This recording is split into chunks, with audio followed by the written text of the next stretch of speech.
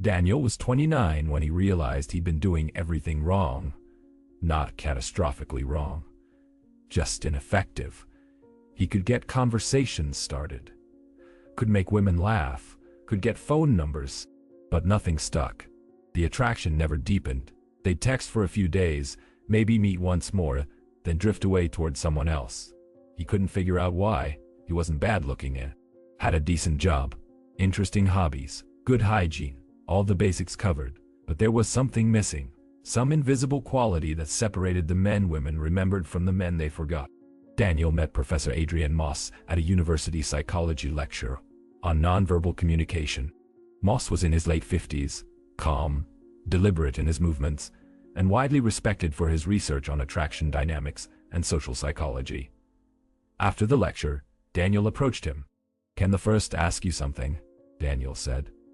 "Why do some men create attraction effortlessly while others who seem to do everything right get forgotten?" Moss studied him for a moment. "Because most men are trying to prove their value through words. But attraction doesn't build through what you say. It builds through what you are, and what you are shows up in silence." That sentence stopped Daniel cold. "Come to my office tomorrow," Moss said. "I'll show you what I mean." The next day, Moss didn't lecture. He asked Daniel to describe his last date. Daniel walked through it. Dinner, conversation, some laughs, walking her to her car, a polite hug, promises to text. "How much of that date did you spend talking?" Moss asked. "Most of it, I guess." "I wanted to keep the conversation going. Avoid awkward silences." Moss nodded. "That's the problem.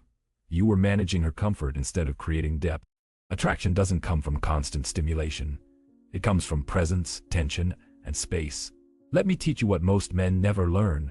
He pulled out a notebook and drew 3 overlapping circles, labeled them presence, tension, space. These are the 3 elements of wordless attraction. Master them, and you won't need to impress anyone. You'll simply be impressive. The first circle was presence. Moss explained it as the ability to occupy a moment fully without distraction, performance, or self-consciousness. Most people, he said, are never truly present. They're thinking about what to say next, how they're being perceived, whether they're interesting enough. Presence means your attention is undivided, Moss said. When you look at her, you're not scanning the room. When she speaks, you're not planning your response. You're simply there, fully. That level of focus is rare, and rarity creates value. He told Daniel about a study from Princeton where researchers analyzed speed dating interactions. They found that people who maintained steady, non-aggressive eye contact, and whose body language remained calm and open, were rated significantly more attractive than those who fidgeted, looked away frequently, or appeared overly animated. "It's not about staring," Moss clarified. "It's about being comfortable enough in yourself that you don't need to fill every second with noise. Your presence becomes the anchor."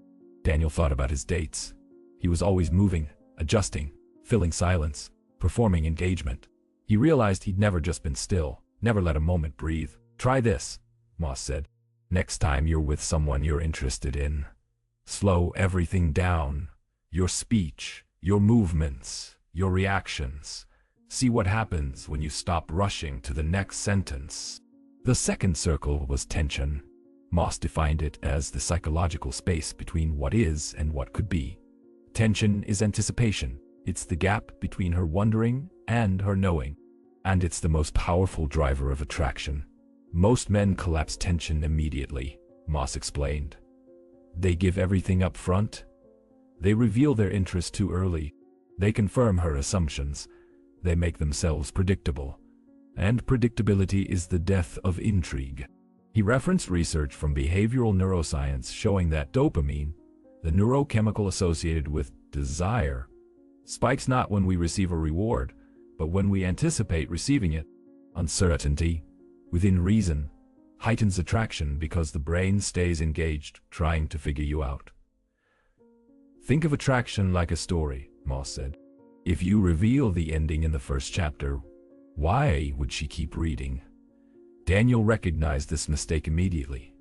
He always made his intentions clear right away.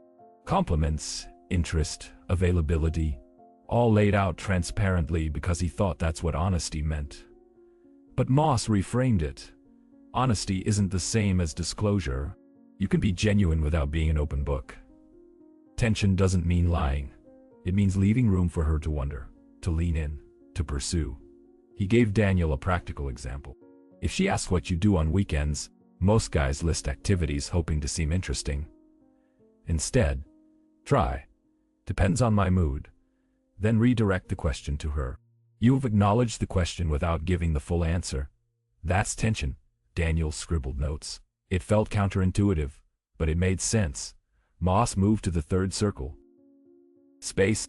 This was the hardest one for Daniel to grasp because it went against every instinct he had. Space, Moss explained, is the deliberate creation of distance, not coldness, not disinterest, but the refusal to be constantly available. Attraction requires space to grow, Moss said. If you're always there, always texting, always available, you become part of her routine. And routines are comfortable, but they're not exciting. Space creates longing, and longing deepens desire. He cited research from social psychology on intermittent reinforcement. The principle is simple. Consistent rewards create expectation. Intermittent rewards create obsession. When something is sometimes available, and sometimes not, the brain fixates on it, trying to identify the pattern. You don't ignore her, Moss clarified. You just don't crowd her. You engage, then you pull back. You create rhythm, presence, then absence. She experiences you, then she experiences missing you, then she experiences missing you. That contrast is what builds attachment. Daniel felt uncomfortable. Isn't that playing games? Moss shook his head. Games are deception. This is respect. You have a life. She's part of it, not the center of it. Space isn't withholding. It's having boundaries, and boundaries are attractive because they signal value. Over the next month, Daniel tested the principles. Not as manipulation, as a shift in how he showed up. He went on a date with a woman named Claire. Coffee, mid-afternoon. Normally, Daniel would have filled every silence. This time, he didn't. When she finished talking, he let the silence sit for a beat before responding. He maintained eye contact without forcing it, didn't rush his words, didn't fidget with his phone. Claire noticed. You're calm, she said. Most guys seem nervous. I'm not nervous, Daniel said simply. And he wasn't, because he wasn't performing. He asked her questions and actually listened to the answers instead of waiting for his turn to talk. When she asked about his work, he gave a brief answer, then turned it back to her. He didn't dump his entire life story in the first hour. Toward the end, she suggested they grab dinner. Daniel paused. Normally, he'd say yes immediately. Instead, he smiled. I've got plans tonight, but let's do this again soon. She looked surprised, not offended, surprised. Okay, when? I'll text you, he said. He didn't text her that night, or the next day.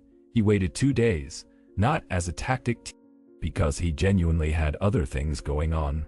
When he did text, it was simple. Free Friday? She responded within minutes. Yes, they met again. This time, dinner, the same principles applied. Presence, tension, space. He didn't overcompliment, didn't over-explain, didn't overshare. He was just there, fully engaged when he was with her, completely absent when he wasn't. By the third date, Claire brought it up directly. You're different from most guys I meet. How so? You don't try so hard. It's refreshing. I actually think about you when you're not around. That sentence confirmed everything Moss had taught him. Attraction isn't built through effort. It's built through presence, and presence doesn't require words. It requires you to stop filling every gap, stop performing value, stop chasing validation. Daniel met with Moss a month later to update him. Moss listened, nodded, then added one more layer. There's a fourth element we haven't discussed yet. Congruence. Everything the first taught you works only if it's real. If you fake presence, people feel it. If you manufacture tension as manipulation, it backfires.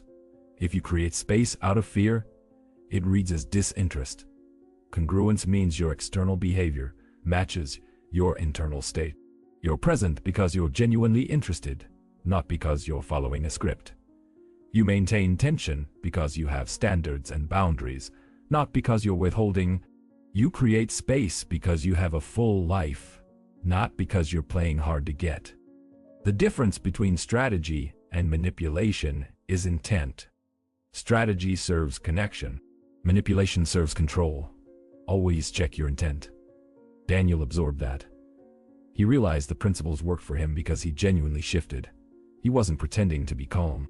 He'd stopped needing every interaction to go perfectly. He wasn't manufacturing mystery. He'd started valuing his own time and energy. The techniques weren't tricks. They were reflections of internal change. 6 months later, Daniel was in a relationship with Claire. Healthy, balanced, built on mutual respect and genuine attraction. And the principles still applied. He stayed present during conversations, maintained healthy tension by not becoming predictable, created space by pursuing his own interests and respecting hers. The relationship didn't feel like work. It felt natural, because he wasn't performing anymore. He was just being himself, a version of himself that understood a truth most men never learn. Attraction isn't something you create through words. It's something you allow through presence. You don't convince someone to want you. You become someone worth wanting, and that transformation happens in silence, in stillness, in the moments when you're comfortable enough to stop talking and simply be. Now, let me ask you something. How much of your energy goes into trying to impress people? How often do you fill silence because you're afraid of it? How many times have you been too available, too eager, too quick to prove your value? Here's the challenge. For the next week, practice presence. When you're with someone, be fully there. Not on your phone, not planning what to say next, just listening, observing, existing in the moment without performing. Let silence happen. Don't rush to fill it. When someone asks about you, give a real answer but keep it brief. Leave space for curiosity, and most importantly, create actual space. Have a life outside of pursuing attraction.